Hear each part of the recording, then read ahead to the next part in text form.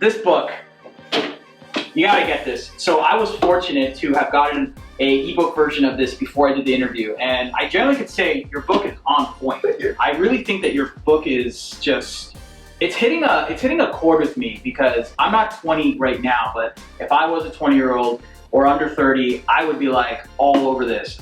Even though I'm not, I still connect with it. Yeah. I still connect with it because there's so many interesting tenets in this book. And y'all gotta get this, Rich20Something, and we'll definitely promote this in there. But I'm curious, like any entrepreneur or anyone who's found their passion and purpose, tell us about that shift, that moment when you went from visualizing and doing your own, at the moment, a blog, to taking this into a content platform where you have these amazing site, you have this book, you're speaking, you're living this message, you're an influencer, you're the millennial overlord. All these things have come from a certain shift. What is that mindset or shift that happens to you? Because we want to learn that. Well, part of the idea of building a platform is that it's based on the fact that you do work that's remarkable. Yeah. Anybody can build a platform. Anybody can build a platform, and it's easier than ever. The means of distribution are completely democratized. I have a mixtape out on Spotify. Yep. And I can publish that from my house. You can publish, this is published by a traditional publisher, and I appreciate the distribution, and it's great to have it in bookstores. I just saw a picture of it on my DMs. It's in Singapore, in the airport, very cool. But you can distribute a book yourself now. Yeah, with ebooks, yeah. Amazon. Amazon, you can put up a website and something can hit millions of eyeballs. So the distribution platform has completely been democratized. It's no longer the proletariat versus the bourgeoisie, where it's like they're controlling all the factories and we're just like lucky to have a job. Yeah. You can put yourself out there, and when you create things that resonate with people, not just in entrepreneurship, but in whatever it is that you're passionate about, you're interested in, if you put it out there and you keep putting it out there, it's going to resonate. And I think once you find that, the platform coordinates itself. A tribe, that's a golden thing too. A tribe coordinates itself. Yes. When you put out work that people can't go to sleep without telling someone else about, the platform self-organizes. Now the thing about tribes is that you don't always get to control what the tribe does. I'm the millennial overlord, but I can't, it's not the same thing as being a general with an army. I can't say, go there, do that. To a certain extent I can.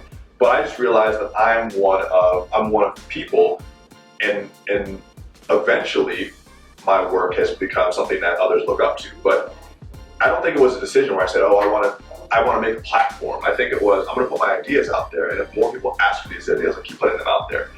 And then, of course, there's a gratification that's intrinsic in that. So you kind of absorb energy. The more energy that comes back to you, the more you give back. Yeah, I get pumped up to do this stuff. Like this is definitely a job, but it's a calling. Yeah, it's a calling. I mean, and I think we all have that, Okay, so what advice would you give someone, your younger self, who doesn't figure out their calling, but they're inspired, they read your book?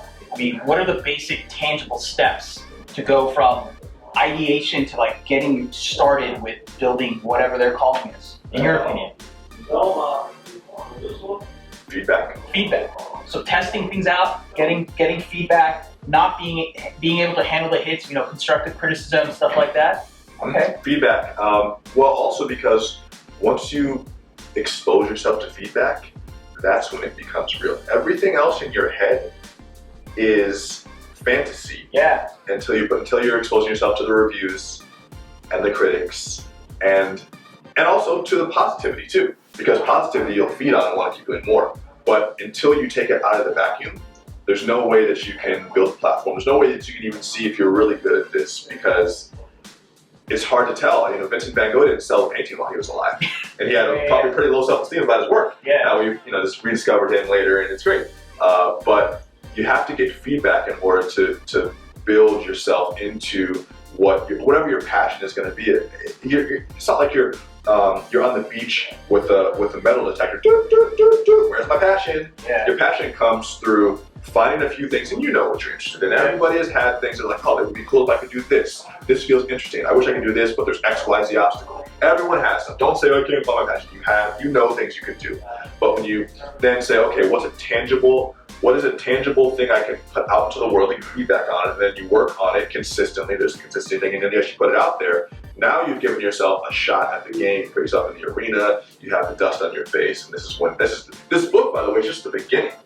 You know, it's like, I'm just getting started. I'm getting started, but I don't think like I've accomplished anything more than creating a piece of work. I finished a project. Yes. Congrats to me. Yes. We should all be finishing projects. Okay. You know? Okay. What was a critical piece of feedback that you got that you feel helped you get to the ship? Was there, because you said feedback, so naturally you said that, I'm going to assume for a second, and I could be wrong, that subconsciously some feedback moment happened to you where a mentor or friend, family, loved one gave you something, you're just like, dang, that's good. I need to think about that. Well, one of the things that a friend told me was to make sure that the book I created was timeless. Okay. Something that wasn't easily dated by whatever's going on now, but something that has widely applicable principles to wherever you're at, however old you are, whenever you're picking this book up. It was written in 2017, and obviously there's going to be that mindset. The book, now I'm 29, but the majority of it was written at least in my head when I was like 25 or 26. Yeah. And it takes a while to get a book out there. It's like 3 years to think, write, publish this thing. Yeah. You know, getting the aging in the culture takes a while. So the book isn't confined merely to my thoughts as a person of a quarter century, because those things date themselves. My language is maybe that of a 25-year-old, but the thought process and the ideas behind figuring out what it is that you want to do and where you want to go are timeless. And what we're realizing is that people are picking up this book from all different areas of the world and all different ages. And that was a great validation to me that the idea of creating timeless work was really important. Millennials aren't just an age demographic, which is the biggest age demographic, by the way, 1982, 2004. I told you guys last night.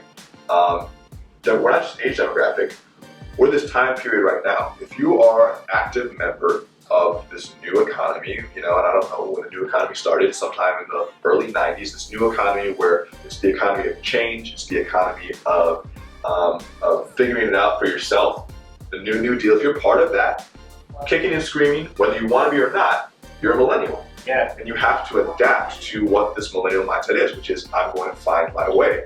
So there comes a point where you just have to go on that journey. Okay.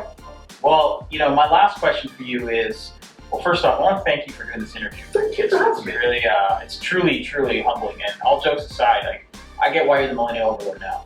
Like you're doing this voodoo spell. I'm not an evil overlord. I didn't say you're I evil. just want to do things for your best. When you do that look, your best I'm interest. scared, Everything I suggest is in your best interest. First thing you have to realize is that skill is relative. Skills are. So a lot of young people come to me and they're inspired by what they see out there. All these crazy new platforms that have just blown up out of nowhere. You know, Uber, R.I.P. Travis Kalanick. Yeah. You know, Facebook and Zuckerberg taking over the world, just hit 2 billion users, which is nuts. Crazy. I mean, let's just stop and we should have a group prayer about that afterwards. Because I mean, like more than a quarter of the people in the world are on Facebook. And if you add IG, that's like almost 2.5 billion. Probably a lot of the same users though. Okay. I mean, I don't whatever. Yeah, awesome, amazing. Yeah. You know. So people see that, and I think their idea of scale is distorted because they're like, oh, I need to get a billion users for it to be scalable, and I want to scale it. So first of all, understand the scale that you're going towards. If you're an artisan baker, and you really want to make some great baked goods, and it's your craft, then you're just not going to scale to 1 million people or 1 billion. Maybe, but then it becomes a factory instead of a different thing. So you have to understand what your scale is. Maybe your scale is that you're working just in your local town, which is awesome. It's a good thing you should aspire to do. But you're working in your local town and you think, I just want everyone here to try it myself. It's going to be a smaller pool. So I think you should just determine what you mean when you say scale, because it causes a lot of anxiety when you think you need to keep up with the Joneses. So figure out who your actual audience is and then work so that your message is so consistent with how they talk, think, and act, that it's just a natural, unavoidable consequence of interacting with you that they tell their friends. Yeah. There are certain things that that I use in my life, like, I mean, Headspace is a good example. It's a good app, right? You used it before. I love it. I It's a great app. Yeah, and it's so good that it's just, you tell your friends as a service to them. You're not saying, oh, I'm here promoting Headspace. You're like, you should use this app. It's awesome. It's going to improve your life. And usually you'll have friends who will also be into meditation, because people tend to flock towards each other and build these groups. And so it's a natural transmission of that. And I don't know what the scale of Headspace is. I think last time I looked in there, there are 42,000 people meditating. I don't know. It's certainly not as big as Facebook. And then there are a lot of things that are smaller than even Headspace. But once you determine who you're after and where and how big that scale is going to be, then you can just operate under the pretext of, I'm going to create things for one person in this space, but make it so good that that one person has to tell other people, and that's how it spreads, and it will scale naturally. Of course, there's paid methods to scale things, obviously, but you'll never get the same love and respect when you go viral as when you spend time crafting something over a period of years. Going viral can blow you up, but what keeps the tribe tight and keeps that group tight is a message that's so resonant that people can't stop telling each other and talking about it. That's beautiful, man. Thank you, bro. You're beautiful. I appreciate that.